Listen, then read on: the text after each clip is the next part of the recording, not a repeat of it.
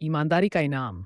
गांव के एक गरीब लड़के मोहन को पढ़ाई का बहुत शौक था, लेकिन गरीबी के कारण वह किताबें नहीं खरीद सकता था। गांव के स्कूल में पढ़ने के बाद वह रात में दूसरों की छोड़ी हुई किताबों से पढ़ाई करता। एक दिन उसे रास्ते में एक चमचमाता हुआ पर्स मिला।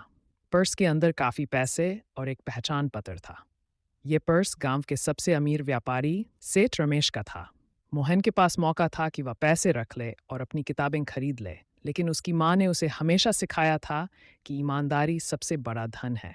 मोहन सीधा सेठ रमेश के घर गया और पर्स लौटा दिया। सेठ रमेश उसकी ईमानदारी देखकर बहुत प्रभावित हुए। उन्होंने उसे इनाम के रूप में किताबें और स्कूल की फीस भरने के लिए पैसे दिए।